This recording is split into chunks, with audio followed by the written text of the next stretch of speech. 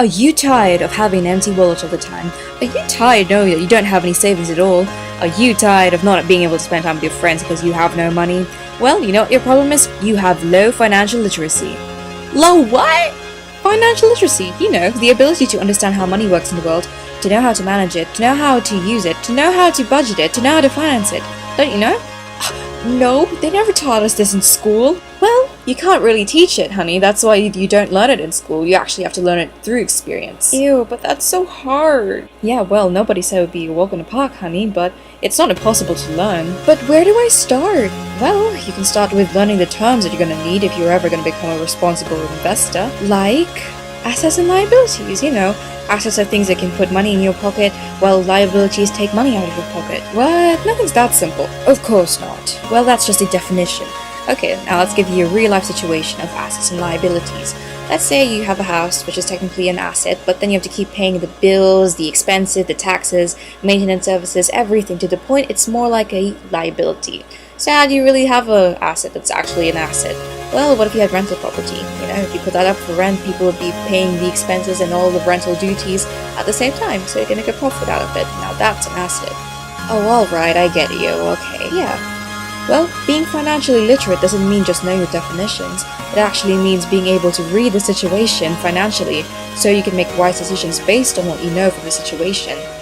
Okay, so enough with assets and liabilities. What if I actually want to make an investment in something in case if I don't have assets? What do I do then? Well, most people just end up investing in stocks and bonds to begin with, while other people start investing in cash flows and capital gains. Why do you have to be careful with which one you choose? Oh, what, so more thinking? Yes, precisely, more thinking and more analyzing, because you're going to need it if you want to grow up. Yeah, I get it. Okay, so tell me the best investment to actually make. Well, you're gonna have to have a really good background in whatever you plan to invest on, not only by definition, but by knowing what risks are involved and what you could possibly gain or lose. Some more analysis? Yes, and risk-taking, but in terms of taking risk, you have to really consider which would you rather go for, getting a really big win by taking a really enormous risk or playing it safe. So are you saying that there's no way to know whether if that big risk is going to make or break you? That's why being financially literate is so important, because it does affect all your financial decisions in the end, and it can either make or break you. Okay, so like random thoughts. So is it wrong to have any debt at all? Because I heard from a broker that it's really wrong to have debt. Well, as long as you know how to pay back that money and be able to pay it, then it's fine to have debt. In fact, in some situations, it's quite beneficial. Beneficial? How is that beneficial? It's a damn headache to have a liability. Your question, lady. But since you asked, it is possible, and I will prove it to you. For example, if you decided to get a loan and start a rental property and you get a bunch of tenants, you can actually get the tenants to end up paying for the loan itself and end up paying for the other incurred expenses.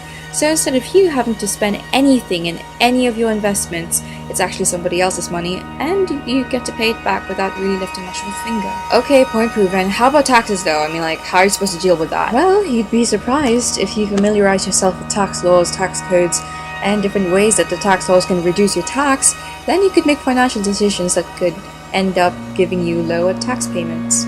Oh, nah, now you're gonna have to tell me how you do that, girl. You have to tell me. Well, simple. You're just gonna have to keep working really hard on increasing your financial intelligence. If you don't do that, then you're never gonna be able to utilize debt, taxes, or anything else to help you make yourself richer or more successful or more financially literate. Okay, well, to be honest with you, I don't really have the money nor the desire to actually take a course on how to be more financially literate, so what can I do? Oh, well, that's totally understandable. But that's not the end of you learning how to be financially literate. You can still apply basic principles that people need in order to be financially literate in simple practices such as frugality by keeping a piggy bank, or self-restraint by budgeting what you already have at the start of the time period. You know, simple things like that. Okay, but why don't I just, hire a financial advisor so I don't have to worry about it, Well, I have to disagree with you there, because there's nothing wrong with asking questions, but it's when you start letting people make the financial decisions for you that defeats the sole purpose of being financially literate.